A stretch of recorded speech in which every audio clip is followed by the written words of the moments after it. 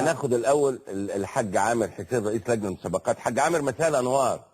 تأثير متحدين. يا اهلا وسهلا. تحيات الاساتذه حسن مستكاوي ومحمود معروف. ازيك محمود بيه؟ ازيك يا حاج؟ ازيك يا حسن بيه؟ اهلا اهلا. اذا كنت متابعنا نحن كنا نتناقش الان في قرارات لجنه المسابقات والاستاذ محمود معروف كان له وجهه نظر ان هناك الكيل بمكيالين في قرارات اللجنه، وفي نفس الافعال في لعيبه بتاخد جزاءات اقل من لعيبه اخرى برغم ثبات الفعل. كلنا اذان صاغيه. الحقيقه انا اول مره في حياتي اطلب ان انا ادخل في مداخله. اتفضل. بس كانت فرصه ان محمود بيه اتكلم على وقائع موجوده قديمه، بس انا بقول ان انا اول ما سالنا اللجنه ومندوبين الانديه كلهم، اللائحه بتبقى قدامنا وبنتعامل بالورق وتقارير حكام ومراقبين. يعني لما حكم او محمود بيه بيقول ان وائل جمعه ضرب حكم او حسام عاشور شد التقرير من الحكم او الكارت من الحكم، والحكم ما كتبش حاجه خالص. وواقع زي النهارده الحكم كاتب فيها التقرير. ممكن اخد بيها ولا ما اخدش بيها؟ اتفضل يا محمود بيه. والله بالظبط يا حاج عامر، بالظبط كده زي اللجنه الموقره اللي خدت بشفايف عمرو زكي ووقفته 3 اشهر وما خدتش بشفايف ما اعرفش مين. يعني لجنه مش تكيل بمكيالين، ده بتكيل بوفه وبتكيل بكوبايه. يعني 3 اشهر خدهم عمرو زكي عشان قال لك مش عارف شفايفه عملت ايه. واحد اخر قال شفايفه باينه قوي ما خدش ولا ساعه. نسمعه بقى يعني ماشي. اتفضل. محمود بيه في هدوء كده. فتقول التقارير حكام بتكتب. هو توفيق السيد ده الذي احتسب ضربتي جزاء محمد نصر هيوريهم لك. ضربتين جزاء لبتروجيت هو نفسه على الزمالك، ولم يحتسب ما هما اصعب منهما للزمالك. نفس الحكم. نسمعه بعد نفس الحكم. انا ما اعرفش الحكام دول بيجيبوهم منين. لا معلش، عشان الحوار يمشي على المستوى الحلو يا استاذ محمود. ده انت استاذنا في الحاجات دي وانت اللي علمتنا الكلام ده. انت استاذ الاعلام وبتدرس اعلام في كليه الاداب، فانت اللي علمتنا الاعلام. فاتفضل يا حاج عام. محمود بيه انا بقول ان انا من اول ما استلمت اللجنه انا بتعامل بورق وقدامي لائحه. الورق موجود والتقارير موجوده واللائحه موجوده.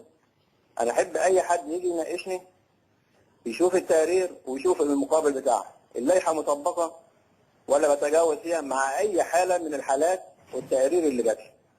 ده شغلي انا. انما حكم غلط في مباراه، حكم كتب وحكم تاني ما كتبش ما قالش الحقيقه، انا ما اقدرش. انا ماليش بالحكام خالص، ولا اقدر اتكلم مع حكم، ولا اقدر احقق مع حكم، ولا اطلب ان حكم يكتب تقرير او ما يكتبش تقرير. انا ماليش علاقه بالحكام خالص. انا ما بعرفش حتى الحكم الا في المباراه لما بشوفها، لان ده اختصاص لجنه الحكام. فانا بتعامل اللي يحب يحاسبني. التقارير كلها موجوده في اتحاد الكوره، ما فيش تقرير يروح كده ولا كده. واللائحه موجوده. اللي يحاسبني على قراراتي وقرارات اللجنه اللي موجوده معايا، والناس كلها محترمين ومشكله من الانديه. ما فيش صوت يقول ان هو هيمشي كلامه على الناس كلها تخالف اللائحه. وبعدين محمود بيه انا ما بحبش اسمي لجنه اللي هو نايف ولجنه عامر حسين، لان انا فرد من ضمن افراد اللجنه. ففي اغلبيه موجوده. هل الناس دي كلها مشكوك فيها؟ لما اللجنه لماذا لا تطبق اللائحه على الجميع؟ لماذا لا تطبق بنفس لماذا تطبق على ناس وناس لا؟ سواء لجنه اللي هو نايف او لجنه اللي هو عامر حسين. بيقول لك قول لي واقعه. محمود بيه قول لي واقعه.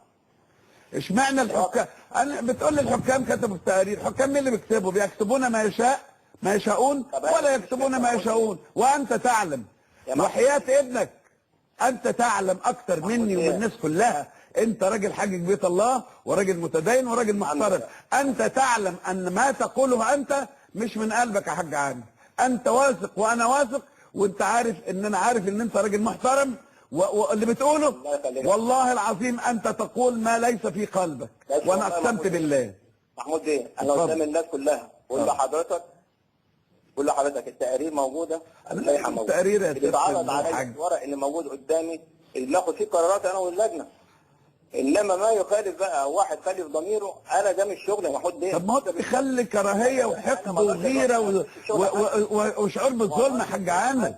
تشعر بالظلم مره واثنين خلينا علشان وثلاثه. نفس محمد حسام رئيس لجنه الحكام هو نفسه الذي الغى هدفا صحيح لحسن شحاته سنه 83.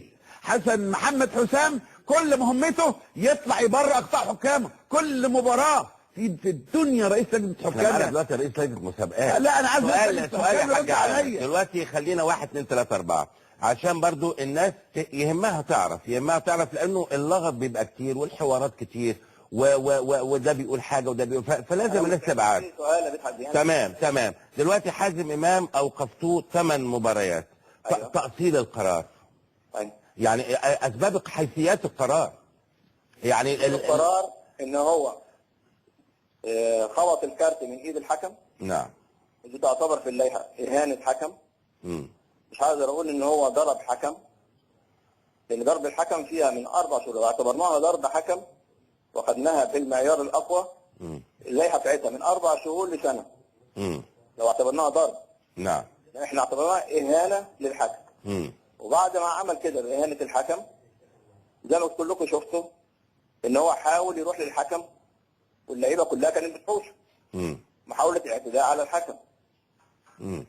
ديت كلها من 4 مباريات ل8 مباريات، كل حاله فيهم 4 ل8 مباريات. لو شلنا حته ضرب ايد الحكم، يعني احنا شلنا الماده بتاع ضرب ايد الحكم لان لقينا الواقعه مش عمليه ضرب. يعني ممكن يكون بيشد الكارت من ايد الحكم. دي الواقعه بتاعت حازم امام. والضغط على ايد الحكم. بس دي واحده يا استاذ محمود، نخلص بس القرارات بتاعت النهارده وبعدين نخش على اي حاجه ثانيه. طيب يعني دي وفقا للائحه ان دي اعتبرتوها اهانه حكم. اهانه حكم ومحاوله التعدي عليه. ومحاوله التعدي عليه، لكن هو حاول يروح له. كان شيكابالا لو شفتوا اللقطه كلكم ان هو شيكابالا كان بيحوشه وحط ايده على بقه عشان ما يحاولش يروح للحكم ثاني. نعم. طيب اذا دي دخلت تحت بند اهانه الحكم ومحاوله الاعتداء. التعدي عليه. لكن لم تصل الى حد الاعتداء على الحكم. لو اعتداء ياخد من 4 شهور لسنه. من 4 شهور لسنه. ممكن نعمل توصيه مجلس الاداره بشرط. وممكن توصيه بشرط. طيب ايقاف علاء علي 3 مباريات. علاء علي احنا كان احمد حسن دروجبا لو حضرتك تفتكر بعد ماتش المحله والمقاولين راح ضرب ايهاب المصري. نعم. واخد 3 مباريات و3000 جنيه. مظبوط. طبقا للائحه.